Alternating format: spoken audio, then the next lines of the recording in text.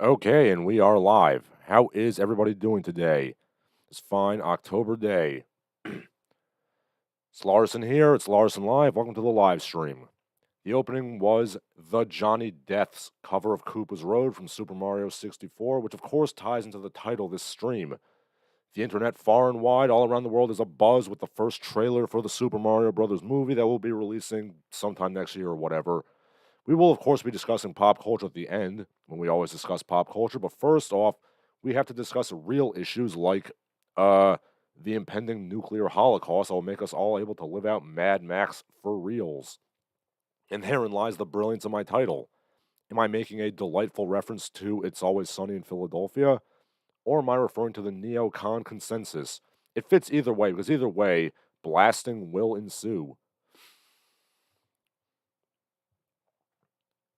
Yes, speaking of greedy, mustachioed assholes, John Bolton advocates for regime change. Regime change. Sorry, I kind of butchered that pronunciation yet again. A coup in Moscow is the only way we can achieve our goals. We, allegedly referring to America's goals, he says. I disagree with that. I don't think any of America's goals are being accomplished by that. Oh, good heavens, just look at the time. His clock has regime change on every facet of the clock face. I'm referring to the good heavens, just look at the time meme, which I don't have in my meme reel, but maybe I should have it. Anyway, I should point out that John Bolton, this is a guy who, to put it politely, ran like a bitch from getting drafted to Vietnam, might I add. And, fair enough. Vietnam was a bullshit war, and we shouldn't have fought it to begin with. But, I find something deeply repugnant about a man who avoided the draft and yet demands regime change at every chance he can get. I mean, I suppose Russian regime change in particular is in character for the neocons, considering that they all literally started out as Trotskyists. Irving Kristol, his memoir was literally titled what was it, like Reflections of a Trotskyist or Memoirs of a Trotskyist, something like that. That was in between getting his loser son Bill Kristol a job where he's literally never been right about anything. You got Paul Wolfowitz, who's invoking Trotsky in arguments as late as 2019. But, guys, do you not understand why advocating regime change in a country with the largest nuclear arsenal on the planet is kind of a bad idea? Or at least Russia did have at one point the largest nuclear arsenal. I think probably have more of a few of them than more than a few of them probably got misplaced during the Yeltsin years. Well, as they say, do what you love and you'll never work a day in your life. And what John Bolton loves is being a blood drinking chicken hawk who wrecks other countries just for shits and gigs. And speaking of the unpleasantness going on in Eastern Europe right now, President Vladimir Zelensky is basically demanding that NATO preemptively nuke Russia. He said in a video that was allegedly mistranslated, "What should NATO do? Preemptively stop Russia from using nuclear weapons. Yep, just nuke Moscow." President Zelensky, I understand you want to protect your country, but you do realize that if one country launches a nuke, we're all going to get shit canned? I mean, do you understand that, sir? Oh, this is a real lively stream we've got going on here. Count them, two members of the audience. Somebody say something. I'm losing my mind. Actually, my headphones are kind of acting up. Maybe that's something to do with it. Okay, so if playback is coming through. My headphones are a little finicky, but not too bad. Also, with regards to the Ukraine thing, I would like to point out that while Vladimir Putin is a colossal dick, he has clarified why he's doing this. And a major reason for it is that NATO expanded right up to his borders gradually after 1991. This is exactly what I talked about a few streams ago when Gorbachev died. Russia extended the hand of friendship to the West and we smacked it down. We should have brought them into the fold with a new Marshall Plan, closed down NATO, and started a new organization that would have included Russia. But I have a sneaking feeling that several of the people in the deep state are inherently Russophobic for several reasons. I don't know, it just seems like that to me. Also, you know what's really funny is that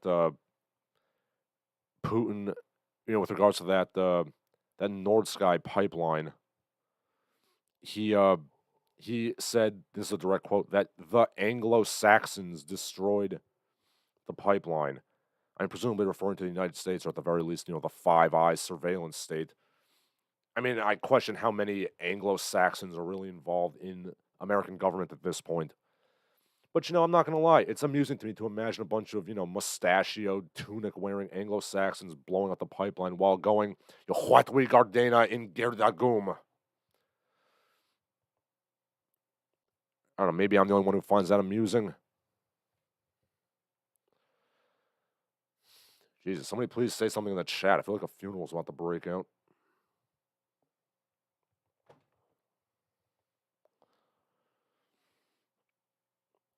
But, yeah, anyway, with regards to the impending threat of nuclear war, the greatest threat of nuclear war there's been since the Cuban Missile Crisis, I'd like to point out that some people in the establishment probably really, really want nuclear war. People like Klaus Schwab and the other World Economic Fund jackoffs. My thesis, which I posited as a joke originally, my thesis that these people want to be post apocalyptic warlords wearing metal masks and assless leather chaps, ruling the wastelands and lording over the starving, bedraggled peasantry within seems more and more likely every day. I mean, does nobody else find it a bit strange that Klaus Schwab literally dresses like some kind of like techno samurai, with his padded, quilted vest and his big Hakama pants? And by the way, a German being really into like Japanese warrior ethos unsettles me just a little bit. I mean, hey, in Mein Kampf, Hitler said that he has great respect for the Chinese and Japanese civilizations. Just saying. Yeah, just imagine being ruled over by Zuckerberg and Bezos and Klaus Schwab. It is by their hand that we arise from the ashes of the world, the nuclear world that we're all going to be living in very soon. Yeah, and speaking of the World Economic Forum, according to professional pudgy-faced asshole Adam Posen, anybody who thinks that manufacturing should be done domestically, well, they're just a mediocre white man who wants to make money without an education. Well, thank you, Adam Posen. Remember that, kids? If you think manufacturing should be done in your country, you're just an evil, mediocre white man, and you deserve to be liquidated. Yes, because why would you want people who aren't educated to have the opportunity to have good paying work? Yeah, fuck those blue collar people who don't have $1 million educations. Should have gone to college, Wagie. Yeah. Okay, Biff Slankovich says he hears me. That's wonderful. I mean, usually I have more people than this. It's only 3 people today. And maybe more people will be coming in later on. Well, at least one person's enjoying it. Yes, globalization is good, Wagey. And if you don't like it, well, you're just a racist. Yes. Unions are bad. Protectionism is bad. Make everybody a starving peasant who will work for literal peanuts. By the way, I'm pretty sure people of color would benefit just as much from domestic manufacturing as white people would, if not more so. I mean, it's literally like these people just have this image of a overall and cap wearing white hayseed in their mind. And they're filled with this virulent, blind hatred towards that guy who may or may not actually exist, and they just have to destroy him at any opportunity. But hey, there I go describing Moviebob's whole political ideology. Just virulent hatred of, white dude bros and rednecks. For no other reason than those are the guys who picked on him when he was in school. Yeah. Speaking of, the Mario movie, it all goes back to Moviebob in some ways, the nexus of popular culture and politics and general insanity. It's amazing how Movie Bob is finally important. Yeah, I mean, he really is like just the epitome of, the modern, like, sort of leftism, like the you will own nothing and be happy sort of leftism, which is basically just, you know, smiling, huggy communism. I mean, he thinks that his virulent hatred of Midwestern mayonnaise goblins is something cutting edge and progressive, when in fact, him and his like are playing directly into the hands of big business and the financial sector.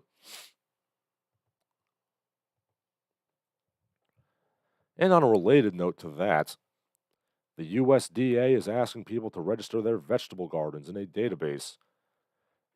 Boy, it sure seems like the powers that be really hate people who work and produce things for a living.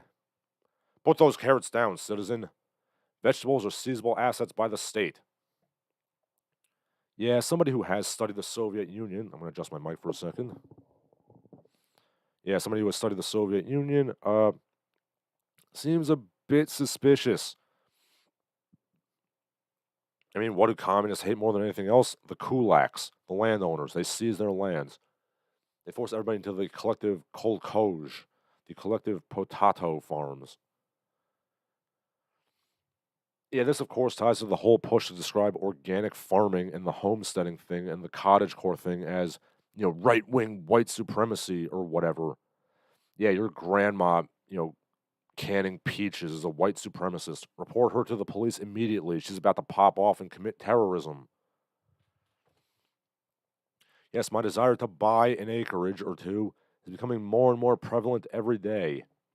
Sure wish that Trenton could get off their useless bureaucratic asses and get me that certification so I can make real money. Yeah, this is a hard and clear line for me. If I did own land and you told me to register my crops or whatever, I would politely tell you to go fuck yourself. Anyway, speaking of the teaching thing, yeah, that's why I posted the announcement for the stream last minute, which is probably why, it's probably why there's not that much engagement, and also why I don't make videos that much anymore. Because look, I mean, teaching is a real job. It takes a lot of work, and like I said, the worst case scenario is that I get through this year, and when they renew my contract, I can start making videos again because I already have all the lesson plans and things planned out. So I don't. It's like I'm doing half the work. Anyway, I do want to provide some content for you people, so here is the live stream. Anyway, let's leave the nonsense in America behind and let's look at what's going on overseas. In Italy, of course, there was an election. Giorgia Meloni is the first lady, sorry, ever elected to be the Italian prime minister. And everybody was really, really upset about this because she's a fascist, citation needed. I don't know, was anything she said in her campaign really all that offensive? I mean, look, there is a massive illegal immigration issue going on in Europe. And God forbid this woman want to fix it for her country. Anyway, the most important thing is her first international relations challenge. Namely, that various Ugandan ministers are offering her cows, presumably as a marriage proposal. The head of the Ugandan military was offering her 100 Nakore cows, which are very nice longhorn cattle. And actually, was quite a buzz in the African Twitter sphere. And I don't want to sound racist or anything, but a bunch of black dudes offering to pay cattle for a blonde white woman, not a great look, guys.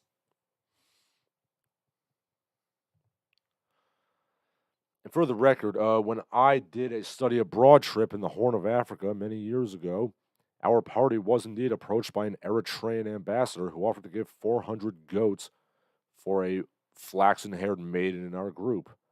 And it was tempting. I mean, that is a lot of goats. But yes, people do tend to be attracted to the exotic, the phenotypes they do not have in their own countries. I get it. I wish Signora Meloni the best. But yes, speaking of Euro-African relations, globe-trotting botanists were murdered in South Africa the other day. Actually, it was in 2018. I take that back. But yes, it was reported on Twitter. It was trending for some reason. And I quote, as they walked towards the camera through South Africa's Drakensberg Mountains, Rod and Rachel Saunders were introduced to British viewers on BBC Two as world-renowned botanists who were trekking the extra mile to find the rare gladiolus flowers. Soon after they turned off the film crew, they were kidnapped, beaten to death, and their bodies dumped in a river in KwaZulu Natal in 2018. The trial begins this month. Well, let's see if I can find more information on that.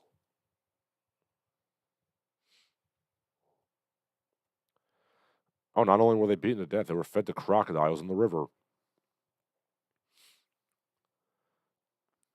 Let's see, I should read the story about this in the London Times.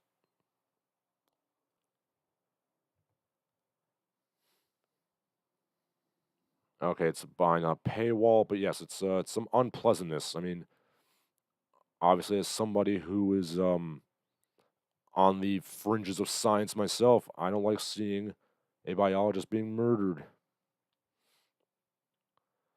Okay, the alleged killers, Saifuddin Delvecchio, his partner Fatima Patel, and yes, they're denying the charges. Okay, Foreign Office issues a possible terrorist threat in South Africa. I don't know if I would go that far. I mean, yes, the defendants they found Islamic State pamphlets and flags, but I don't know if it's really just beyond like a bit of a LARP. I mean, I'm sure they had other reasons for murdering these people. I mean, a group of white people murdered in South Africa, new and shocking, I'm sure. Also, you can hear the sarcasm just dripping off me. Anyway, going from Europe and Europe adjacent to Asia now. There's been a lot of unpleasantness going on in Asia. First of all, the power grid in Bangladesh totally shits the bed. 140 million people are out of electric power. Apart from parts of the country's northwest, the country does not have power. Just straight up. Yes, the energy is going to be a bit of a problem. We got the Russia thing. OPEC is being a cartel as it usually is. Here's Bangladesh going out of power. And, I'm sure from looking at this Twitter thread, there's, poor infrastructure, corruption, no maintenance. Fair enough. That's all things that happen.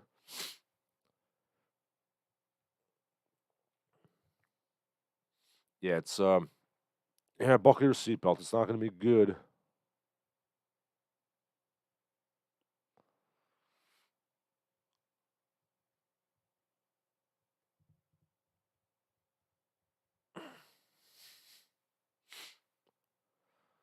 Yes, my regards to Bangladesh. The whole subcontinent's, and the whole subcontinental sphere is not doing so hot right now. You got this thing in Bangladesh. I believe Sri Lanka is still in basically a state of anarchy. It's Pakistan's got the massive flooding. India is functioning, I guess, but on the other hand, it's India, so it's not functioning particularly well. So yeah, my thoughts and prayers, if I were a praying man, which I'm not, to the subcontinent.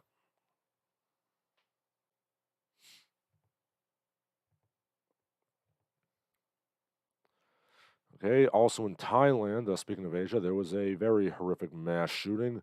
More than 30 people killed at a child care facility in Thailand. A gunman ran in. The attack was apparently a former police officer who killed those people and then shot himself and his wife and child. I'm mostly better. Still got a little bit of a cough. I think it's just kind of my body's kind of putting mucus production into overdrive. But yes, Thailand, very sad. Obviously, children being killed in general is not good. Trying to see if there's any reason why this dude just popped off and did it. Can I find it?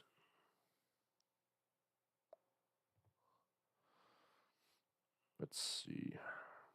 Oh, and CNN apparently jumped the fence to get the story, which is not great. You get permission, and it's yeah, that's bang up job, CNN. All right, I'm still trying to find out why this guy did it. I mean, who knows? It's obviously very sad. Okay. See, here's Pony Throat. Finally, some conversation. Botanist mauled by Africa's most dangerous mammal. Yes. Again, we don't know exactly what the motive was, but I have a sneaking idea. Ponythroat says the man had to shoot himself so he cannot tie that noose. Yes, tie. It's, I see what you did there, sir. Puns. Oh, look, and also just coming up on the meme reel, it's my, yes, my newest meme, a GIF I made of a delightful bear politely taking a candy bar from a convenience store, compared to some people throwing a bit of a shit fit. You know, I think we could all learn from that nice bear. He's very polite. Anyway, I digress. Okay, we're kind of going around the horn here, geographically wise. Yes, in Edmonton, Canada, our dear neighbor up north, the Edmonton Police have done some kind of DNA phenotyping, and people are up in arms. The Twitter thread was deleted, but I'm going to look it up and see if I can find it.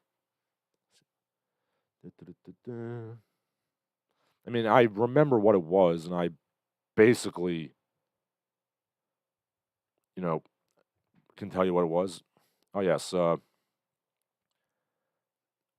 Yes, the Edmonton Police found some DNA of a mugshot from the scene of a crime. DNA of the criminal.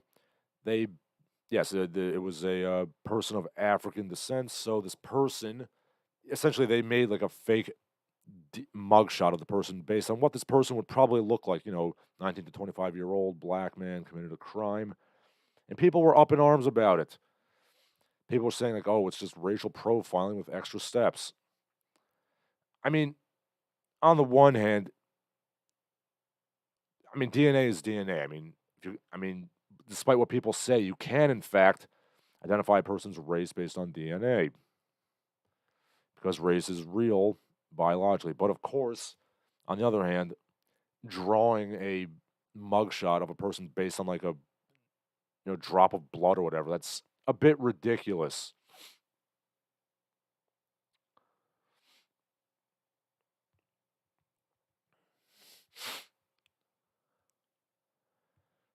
People were saying like, oh, like, the police are racist in Edmonton,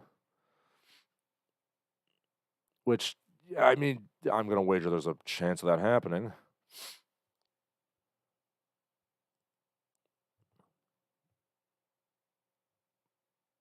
But yeah, on the other hand, you couldn't just put out an APB for like, black man age 19 to 25. Yeah, this is obviously pretty complicated. Okay. Yeah, you should use it to lower the probability, or rather increase the probability of kind of narrowing it down to a specific population. But yeah, as a person who is, fond of civil rights and civil liberties, just a bit, I don't like the idea of just, profiling everybody who fits this vague, phenotype. More investigation will be needed, is all I'm saying. Ponythroat says, good news, the stream has conversation, bad news, it's him again. Oh, come on, like, it's all good conversation. I like all my fans. DNA portrait turns out to be whatever we knew it would be anyway, just by the location where the DNA was found. Yeah, on the one hand, profiling, aka pattern recognition, exists for a reason. It's something humans just do. On the other hand, I just hope that nobody actually, makes an arrest based on this.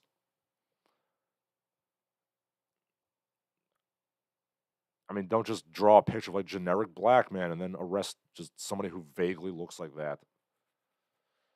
I mean, use it as a tool very carefully to, you know, make, to narrow it down, but don't just, you know, don't, yeah, don't use this as like a thing to jump to conclusions. Ponythroat says the bear intentionally stopped the shelf from falling over. What a polite young man. Yes, a lot of people who go to convenience stores could do with acting a lot like the bear. It was a very nice bear. Okay, and speaking of things that are vaguely related to the Edmonton Police thing, a group of, shall we say, robust women in the subway stop Times Square, 42nd Street in Manhattan. A group of robust women who are very similar to the police suspect in Edmonton. They wore green zentai suits and they assaulted and robbed a group of people. This is pretty sensible, uh,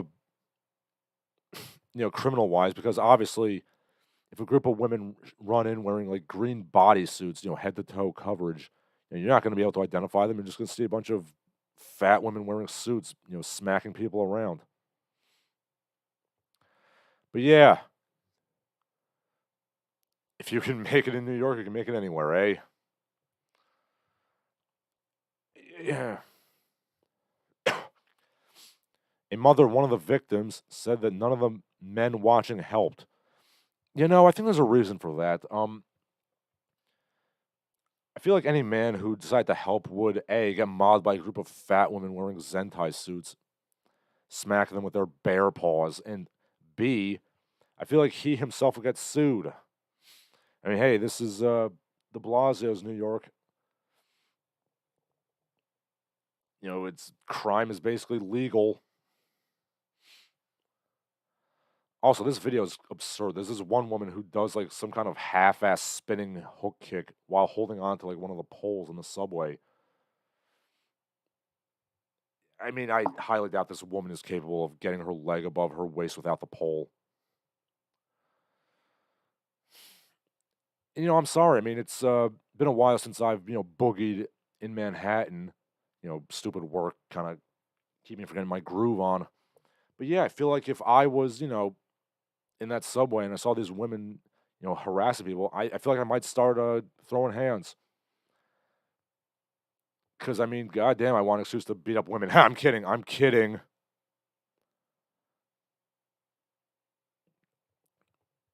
But yeah, I don't know. Maybe I'm just old fashioned. I really can't abide by seeing a group of people being assaulted and not want to get involved at least a little bit. But yeah, I mean, we're basically, I mean, I've joked before about, New York basically becoming like the 70s again, like the Warriors. But hey, I guess we are literally like the Warriors now. There's a gang going around robbing people on the subway, and they've got, matching uniforms.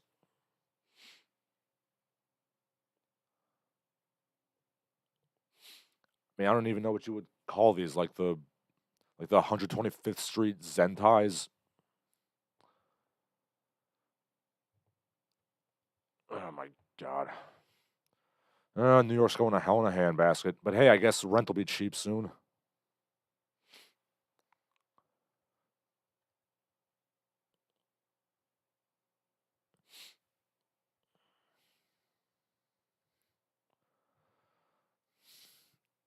Yeah, I mean, I think there's easier ways to rob people without wearing extremely unflattering, like full body suits.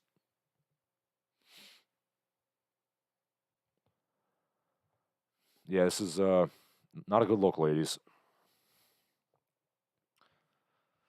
And also with the green bodysuits, I feel like that would also be distracting to people because when you see a bunch of people wearing green suits, it's like,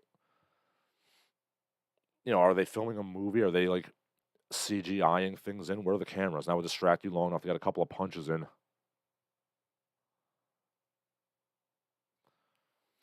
Okay, Bill Stankovic talking about the chicken place. I don't know about that. I mean, there was the fry thing I talked about a couple weeks ago. But this is a new thing.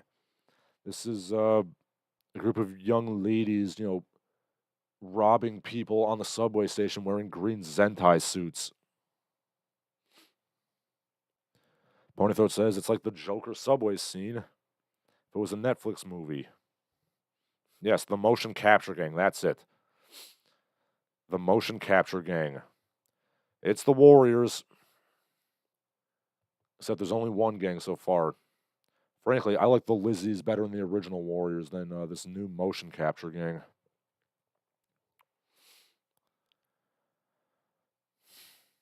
Oh boy. Okay, so now finally, we're gonna get to some pop culture and lighter stuff. So first of all, there was the Balenciaga fashion show in Spain, and it was utterly insane. It literally looked like something out of Hellraiser. I mean, I'm just looking at the video here. We got what do we have? We have like these weird bald people wearing leather like gimp dresses walking through the mud. I mean, I have no idea what's going on. Like isn't fashion supposed to be like fashionable?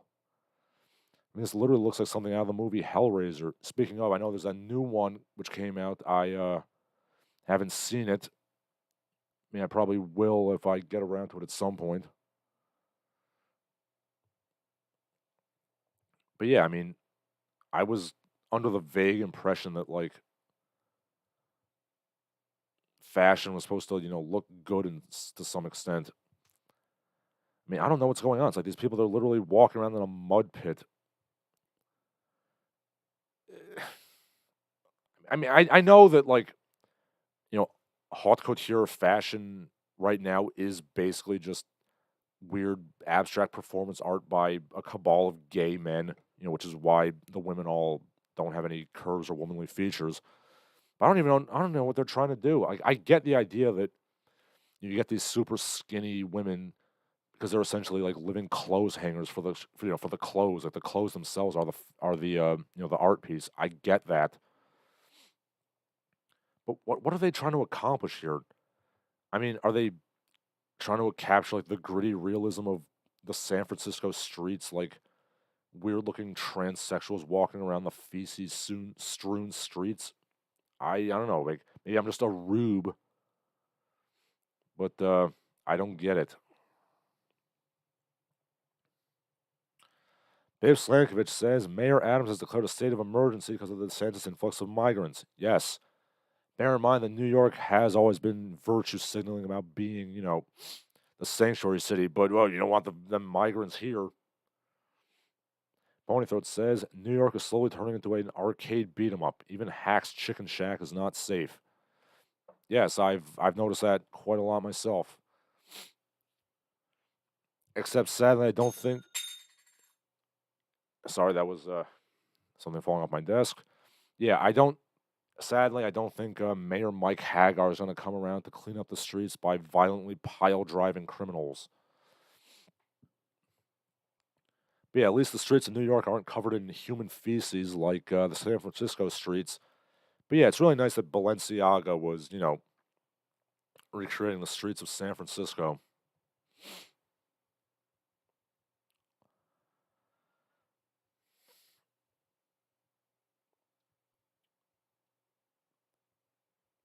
You know, the movie Zoolander, when it depicted, like the homeless fashion show, like that was supposed to be a joke, guys. You weren't supposed to actually make like you weren't supposed to actually make that into like, haute couture fashion.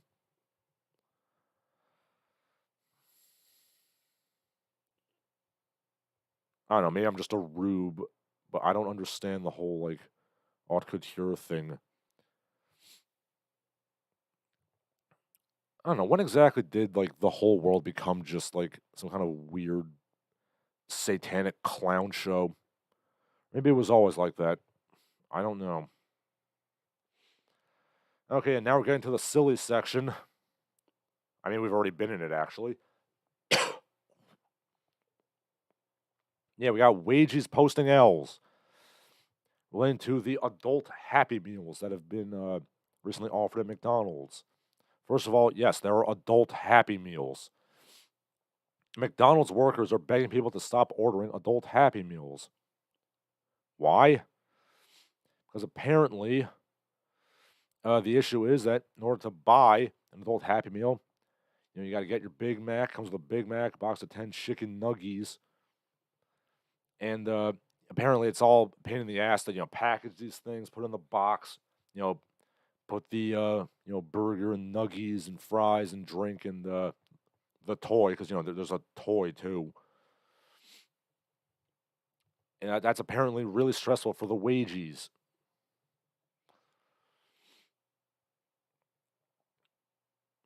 Okay, an anonymous worker posted to Reddit. We literally just came off the buy one get one free. We're swamped with Big Macs. Now we got to literally stockpile them to survive the rush. I hate this. Yeah, like these adult Happy Meals are just flying off the shelves.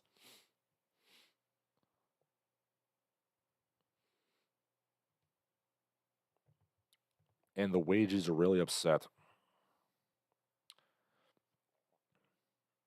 All right, so yeah, let's talk about those. I mean, the concept of adult Happy Meals is a bit ridiculous. Like, I get nostalgia, but come on, you're an adult. Like, please, like, can we act like adults a little bit? Okay, so yeah, let's talk about the toys you're getting in those McDonald's Happy Meals. You're getting, you're getting statues of the OG McDonald's characters. You got a Grimace, you got the Hamburger, you got some guy named Cactus Buddy. I mean, I have no idea what that is. Okay, so apparently that's it's a crossover with the Cactus Plant Flea Market, which is a streetwear company, whatever the hell that means. And yeah, you're getting like a toy of him.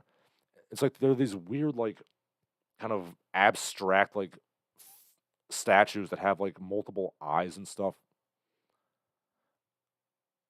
I mean, I don't like. What are they trying to do here? It's like some kind of weird abstract McDonald land characters. Also, first of all, what is Cactus Plant Flea Market? Like, I never like. What is that? Okay, we got some comments here. Ponythroat says, all those fashion shows in New York, and I want to wear the Die Hard 3 sandwich board. Yes, the I Hate Everybody board. Obviously, you'll be wearing the edited for TV one. Ponythroat asks, does it come with a Funko Pop of Dr. Fauci? No, it does not. It comes with weird, like, surrealist, like, statues of the McDonald's characters. It's like Salvador Dali designs the Hamburglar. I don't know, frankly, the fact that there's no Mac Tonight toy like that, that's gonna be a hard pass for me. I mean, if they did have Mac Tonight, I would buy an adult Happy Meal. And frankly, I don't understand why McDonald's didn't run with the whole Mac Tonight aesthetic. I mean, that's certainly a lot classier than the clowns and the childish shenanigans. Hey, Pony Throat makes a joke about weed and rope. Yes.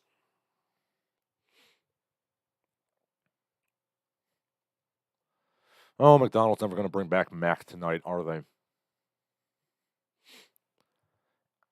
I don't know. It seems like McDonald's had quite a few, like, you know, advertising, sweepstakes giveaways that seem like good ideas, but they end up biting them in the ass. They've got like the McDonald's Monopoly that got scanned by a guy. They had like the Rick and Morty sauce thing that, went tits up. And you got this adult Happy Meal thing.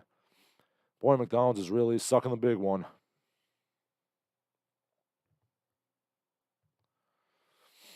Anyway, now we got some positive news. The CEO of Arizona Iced Tea was asked, will you ever raise the prices beyond 99 cents? And he said, no, I'm making enough money as it is. Bravo, sir. I mean, can you imagine, like, wow, a CEO who actually cares about the customer to some extent and provides them with, an affordable drink rather than increasing prices to just squeeze, more money out of a stone or squeeze blood out of a stone, whatever the expression is. I like that. I mean, a lot of the problems with capitalism will be solved if just, the CEOs had some amount of benevolence and concern for the wagee. And I believe that the Arizona iced tea guy started out as a wagee, or at least he came from a family of wagies, so he knows what it's like.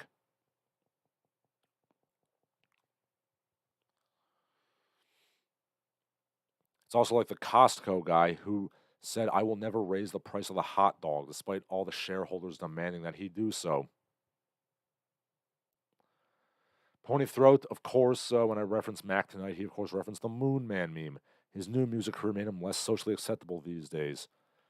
I don't know, like, when was the last time those racist people even made a Moon Man video? I mean, you couldn't just sue them for like you couldn't just give them a cease and desist. I mean, bring back Mac tonight, McDonald's.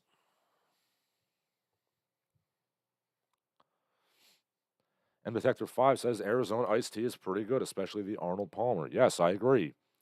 And all their cans are 99 cents. I tip my hat to you, Arizona iced tea. Okay, and finally, we stagger to the title of the stream, the Super Mario Brothers movie trailer. Yes, because, this is obviously the big news in pop culture. Everybody was memeing it. I mean, last I checked, Chris Pratt is trending on Twitter now. Yeah, I watched the trailer and it looks okay. God help me, I laughed at the penguins. Because, any scene where like somebody like pathetically attacks a much stronger aggressor and like does nothing and they're just full of useless bravado, like that amuses me. I mean, do I think that the Mario movie is going to be anything other than a competently made, tolerable, like, kiddie animated movie? No, I don't. I mean, you could say the same thing about the Sonic movies, but Jim Carrey carried those movies. Yes, Jim carried those movies. Yeah, yes, I'm very witty.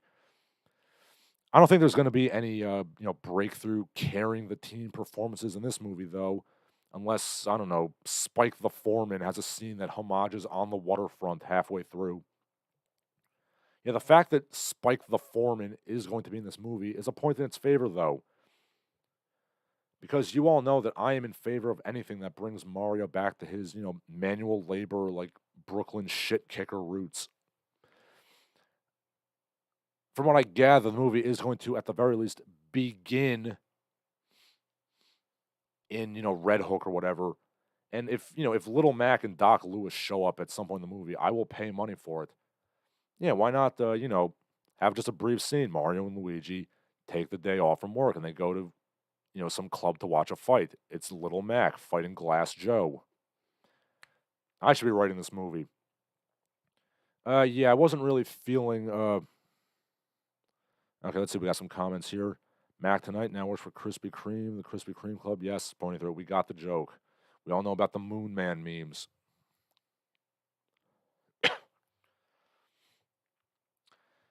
Okay, he says, I never liked Arizona iced tea or tea with any ingredients other than water and tea. Only commies have milk and tea. They think proper tea is theft. Aha, I see what you did there, sir. But yes, regarding the Mario movie trailer, I was not feeling Chris Pratt as Mario, which is literally just his normal voice. And no, despite what people say, I sure as shit don't want Charles Martinet doing bing bing wahoo noises for 2 hours. I would shoot myself at the end to be. Hell, I'd shoot myself about half an hour through, honestly. I do, however, want 2 hours of a cartoonish, chain smoking Guido from Brooklyn voice. He's a plumber, damn it. He's a man who has calloused hands. And yes, with regards to bringing Mario back to his roots as a paisan from Brooklyn who runs a plumbing and construction company for a living, those memes of James Gandolfini, like literally like screen grabs from The Sopranos being photoshopped to be Mario, I will never not find those funny. And yeah, in the 1993 movie, Bob Hoskins, nailed it And say what you will about that movie, like his characterization of Mario just nailed it, on point. You know what's funny is, yeah, go look up the interview with him about finding out that this was in fact a video game. He says, he says to his kids, "I'm doing Super Mario Brothers," or I'm sorry, he's like, "Oh, I'm doing Super Mario Brothers." Yeah, I'm not gonna do the accent. And he's like, "I have no idea what that is." His kids show him the game, and he's like, "Oh God, I used to play King Lear." Okay, Ponythroat says, "You want him to be played by the same guy as last time he was in a movie?" I mean, if he was alive, yeah.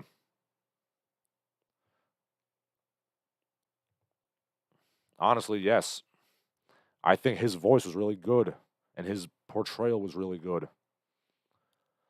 Okay, so the other actors I saw in the trailer, they're uh, okay, I guess. I mean, the part of me that, liked watching Mad TV back in the day wants to hear Keegan Michael Key going, "Get off the damn steroids, Miyamoto!" Like, I want him to play Toad as just, Coach Hines, like, screaming at, like, the children. "This is what's gonna happen if you do them steroids. You're gonna get the pizza face." I have my doubts that Toad will be, yelling at children to not do steroids, though. Just saying. Okay, Ponythroat asks, what about Captain Lou as Mario? Yes, I liked Captain Lou very much. His voice was good. I mean, the general consensus of the voice was to have him as a, kind of gravelly voice. "Hey, fuck you!" Brooklynite, until Charles Martinet. And yeah, that is infinitely better a characterization. I will die on that hill. All right, so yeah, you got Kamek being played by voice acting mainstay Kevin Michael Richardson, doing a surprisingly good Peter Lorre impression. I'm honestly surprised that he could pull that off, considering that he's literally never done that, as far as I've heard. But I know for a fact the kids aren't going to get that reference, and I know that because when I was a youngin', I would always see in a lot of cartoons they would do that, Joel Cairo, "You fat bloated idiot," kind of voice. And I would just be dumbfounded. I was like, who is this guy? He's always in the cartoons. I had no idea who he was. I didn't find out for years. I figure that's going to be like kids in the future. They're going to watch 90s cartoons. They're going to see like caricatures of Arnold Schwarzenegger. They're not going to know who he is. So yeah, I doubt I will be watching this movie in theaters. I'll probably am legally rent it, of course, when it comes on rental. Wink, wink. That's what I do with movies all the time. Yeah, of course, the Mario movie that I'm coming up with in my head is going to be infinitely better than this one. You got Charlie Day doing the voices Luigi. So if I had my druthers, I would depict a solid 5-minute scene of him ranting and screaming about the string theory conspiracy chart. What do I find out, Mario? I find out L is real 2041. I say, you got to be hitting, so I dig deeper, and I find out you can beat the mailman in Hyrule Field. God damn it, Luigi, you're mixing up games here. I'm having a panic attack. Yes, I have been watching video after video of Mario animations synced up with voice clips from It's Always Sunny in Philadelphia. And that brings me to the title of the stream. Danny DeVito would be perfect as Wario. Just 100%. Yeah, so anyway, I start throwing out I'm the trash, man. I throw garbage around and I start banging whores. Yes, you want it. I want it. We all want it. I mean, let's be honest. Danny DeVito's basically had a solid 20 years on and off of essentially playing Wario. I mean, in Taxi, he was Louis De Palma. He was basically Wario there. Then in It's Always Sunny, he's Frank Reynolds, and he's a trash man. Yes, I want this now. I almost want to pay money for the movie so we can make a sequel that has Danny DeVito as Wario. Okay, Ponythroat says Joseph Stalin looks a lot like the live-action Mario. Yes. Yes, he does. There was somewhat of a tongue-in-cheek theory years ago about how Mario is communist propaganda, and that was actually one of the evidences for it. Yeah, so all in all, Mario is the weak link in the Mario movie. Yeah, way to not even try, Chris Pratt.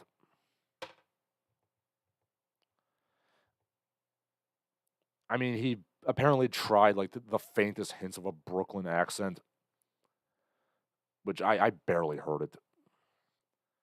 And goddamn it, stop putting Chris Pratt in everything. I've said it before, I've said it again. He's like actor wonder bread. He's like, he's generically handsome, generically voiced, generic, just, he is just generic man.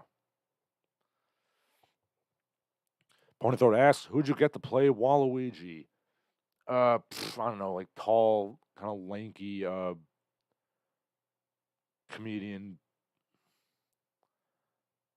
I have no idea. I mean, the animation I saw had Glenn Howerton doing his voice, which I don't know. I don't quite think he could pull it off. I mean, a long shot would be like, I don't know, like Bill Burr or someone like that. But I don't know if he'd be interested. I mean, they wrote him into playing in Star Wars, so who knows. Anyway, that does it for my prepared remarks.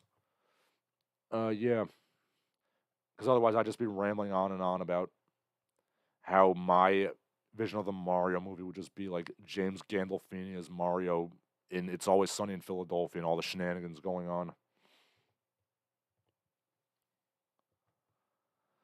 If anybody has something to say, you can say it now. Otherwise, I'm going to head out.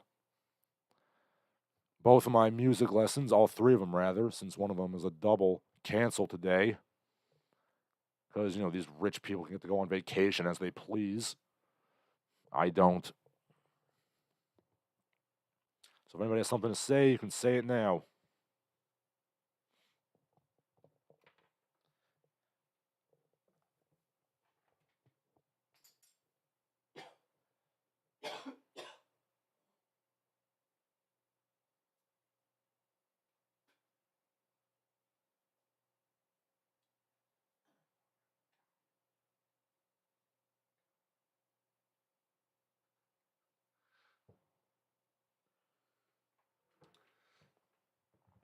Okay, Biff Slankovich, talking about professional wrestling, says that Lou Albano and Tony Altamori played, stereotypical gangsters. Yes, they did. Early on in their career, then Lou Albano, you know, started like wearing the Hawaiian shirts and the rubber bands and going crazy, and then he did the voice of Mario. It was quite a career Captain Lou had. And as I still like his, Brooklyn shit kicker characterization of the character. Yes.